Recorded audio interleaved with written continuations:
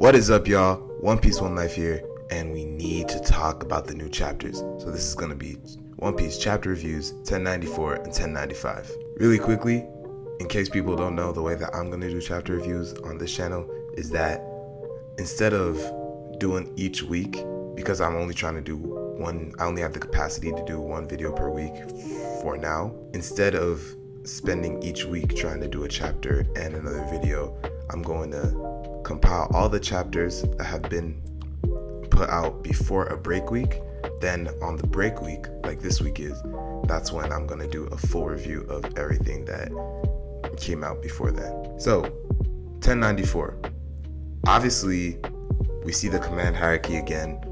We know what that means. The fact that Oda keeps putting in that command hierarchy means that the Gorosei being at the top is going to come into play, which, by the way, I do need to rant slightly a bit about, because you think that Vegapunk would be smarter than that, right? You think that he wouldn't actually make it so that the Gorosei are on top. Like, there has to be like some kind of command switch where like, oh psych, you thought you were on top, but like at least I can get hold of my pacifista. It's his. So anyways, yeah, the pacifistas start attacking because Atlas said, yo, be on our side. So pacifistas hear a higher command. They switch, and now they're on Vegapunk's side for now. And we see the Vega tank in the air. We kind of learn a bit about how basically it works with island cloud technology, which Vegapunk, I mean, science, I don't know. So in that tank is, I believe, Stella, Atlas, Sanji, and Frankie. So Sanji sees Bonnie, he spots her, and is like, my lady radar is never wrong. Come on, bro. Sanji, you're my favorite character. You have to stop saying questionable things. But regardless, his speed is different because he sees Bonnie and says, I'm gonna go save her immediately, and zips off of the tank.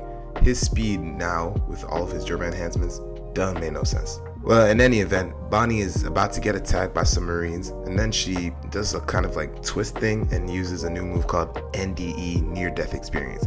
Now, this is crazy because she can literally age somebody up so quickly and then bring it back just before death to make them be like, oh my god, I thought I almost died, and cause them to pass out. That's a broken ability for fodder. That's actually like fodder control easily. Bonnie is fairly strong, I would say. Is that fair to say? I think it's fair to say. So, I don't know, I gotta check. Is bro fighting with a giant clam? So anyways, yeah, we get a lot of the pacifistas turning back to Vegapunk's side, but then there's one that is still trying to attack Bonnie. And Bonnie's like, I don't understand, I thought it switched. Well, it turns out that the little old grandma Vice Admiral, that was one of the 9 Vice Admirals that came with Kizaru, her name apparently is Vice Admiral Bluegrass, so we get her introduction. And she has, Oda is crazy for this dog. She has the ride fruit. She can ride anything and hijack it to control it. So basically, as long as she's like riding on top of something, she can control it, including people, I'm assuming. That's how her power works. But nah, dog. Riding is crazy, I'm not gonna lie to you. Anyways, because one of the pacifista is being ridden by Bluegrass, Bluegrass has that pacifista attack Bonnie, which she has to dodge.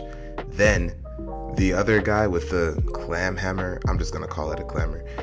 The guy with the clammer pulls up and uses a move called Whack an Otter as he like tries to smash on Bonnie, right? Whack an Otter, to me, that screams I have an otter zone. But for some reason, Oda doesn't give us his name and Devil Fruit, which I'm just like, that would have been an easy thing to just like include, but it is what it is. So yeah, as that happens, Sanji gets there, saves her, and now they're like trying to just, like, get away from the bombardment. That's a word. So meanwhile, like more towards the lab itself, Kizaru versus Gear 5 Luffy is still happening, but Kizaru, honestly, he's over it.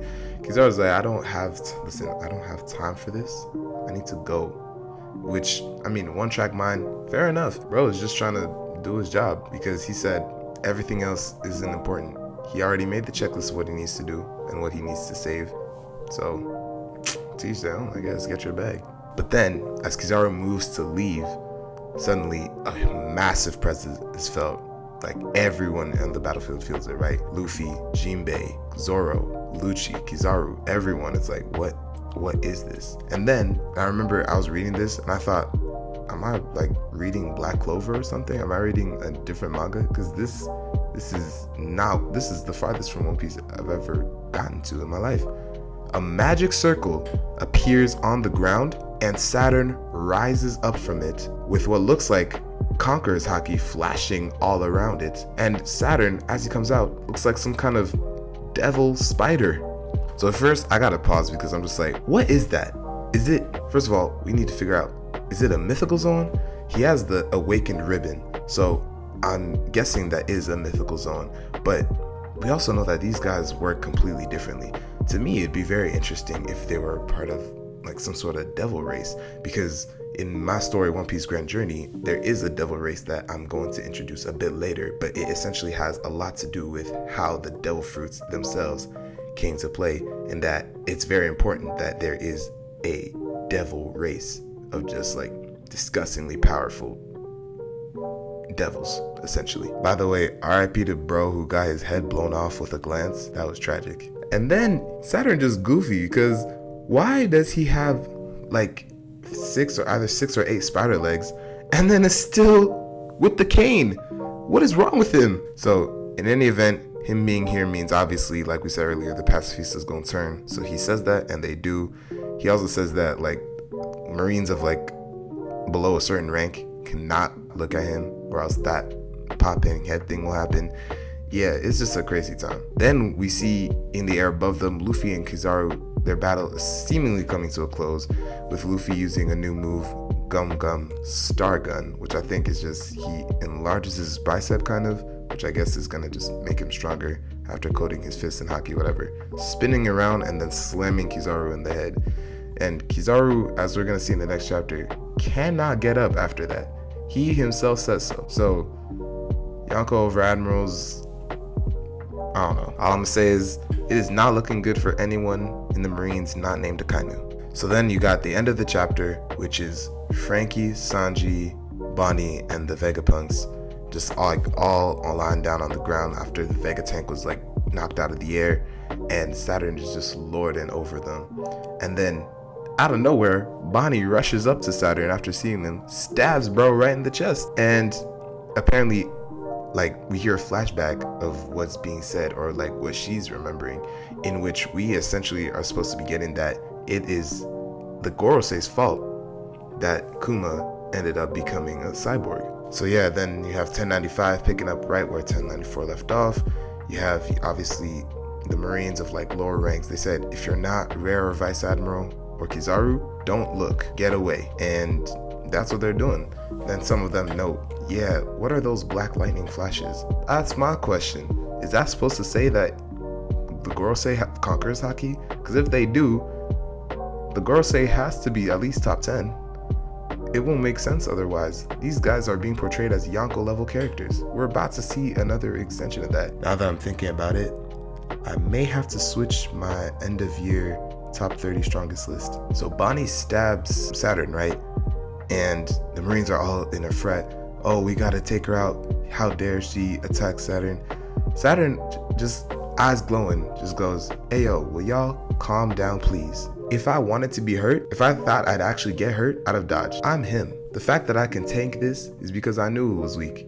If for any reason I thought I would be in danger, I would have dodged. And as he takes the sword out, the wound just closes up like nothing. Arguably, in fact, not even arguably, this is better than what Kaido has been doing. So he grabs Bonnie, starts crushing her. Sanji rushes to try and get to him. Some kind of force, we don't even know what the force was because Saturn didn't even move. But a force literally knocked back Sanji and is keeping him pinned on the ground. Sanji's bleeding. Saturn's portrayal in this chapter, in the past 2 chapters, in fact, is literally portraying him to be a Yonko level threat. Even the way that Saturn and Kizaru are talking, where Saturn's like, you're just a big disappointment, aren't you, Kizaru? And Kizaru's like, man, I'm sorry. Hey, yo, boss, I'm sorry. I literally cannot move because of that attack that Straw Hat gave me. This is really just putting major stocks on the Gorosei, because now it's Gorosei above Admirals. So Luffy, of course, is drained at this point from using Gear 5 for too long. So he's just like on the ground. Saturn's like, you know what? I'm gonna take this chance to try and kill him. Goes to stab him with one of his like spider leg things, but then Frankie comes in clutch with the strong right to kick or punch Luffy out of the way. Then Frankie grabs him, brings him back. Even Frankie's kind of like, so even you, the world's like strongest people or the strongest authorities, want our captain's head?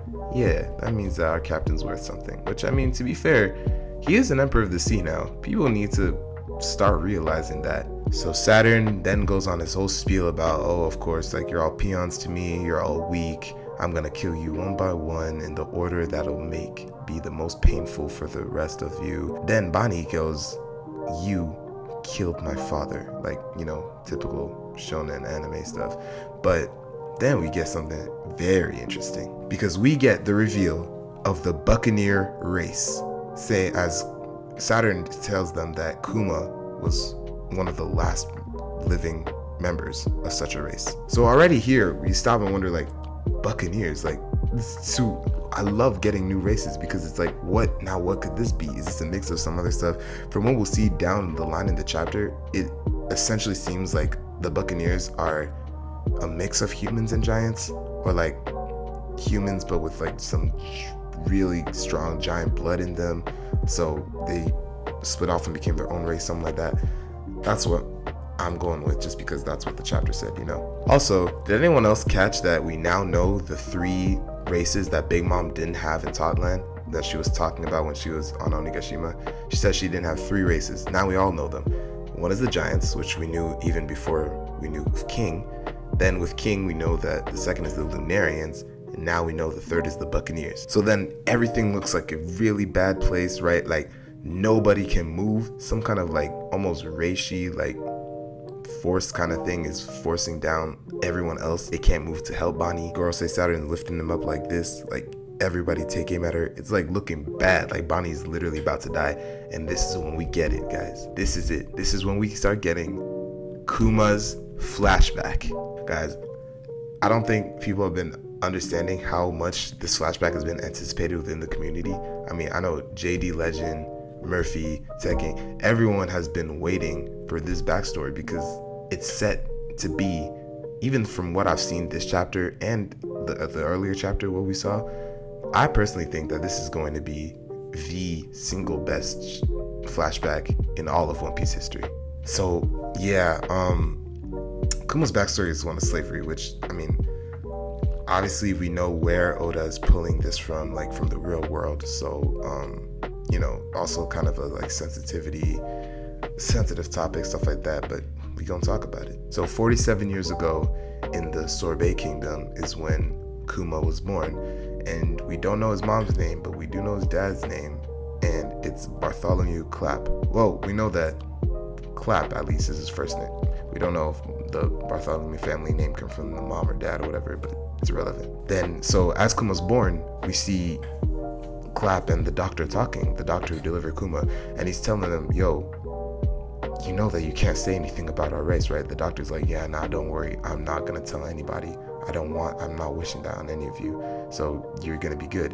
But then later we see that, there were already government agents in the hospital trying to like look for Clapp or whatever. So they're trying to run away because they're like, we don't want to be captured just because we're Buccaneers, but obviously the government agents end up getting them. So then they really enslave like the entire family, and you see like baby Kuma doesn't even know what slavery is. Like he doesn't understand. He just physically does not understand. So you see that they're brutalizing Clapp, they're torturing him. Every time that Kuma like does something wrong, they like scold him or like flog him.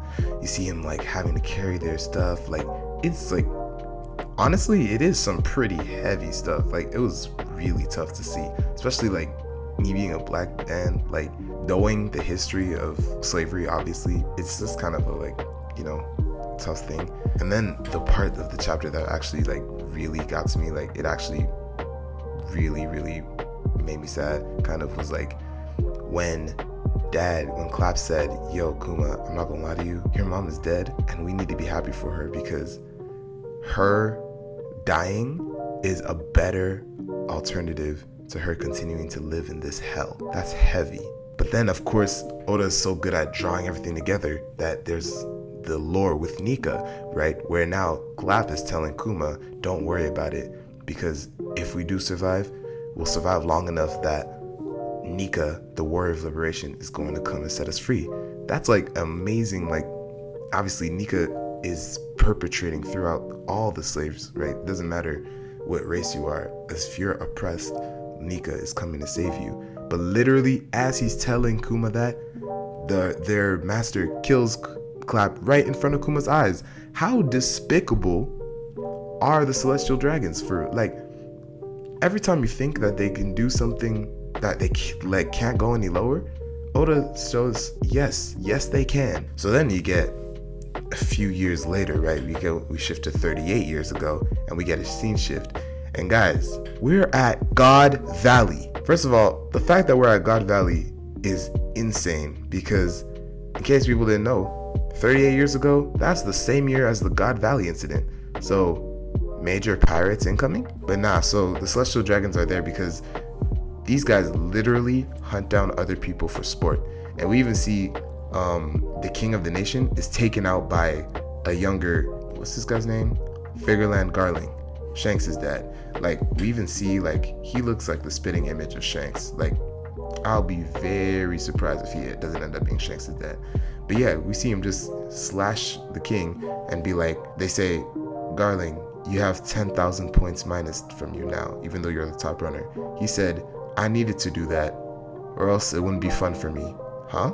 Clearly he probably became king of God Valley after winning this competition or something. Like, he just took out the other king. So then they also put like some of the slaves, some of the like more problematic slaves that the celestial dragons already had, they put them into the competition too.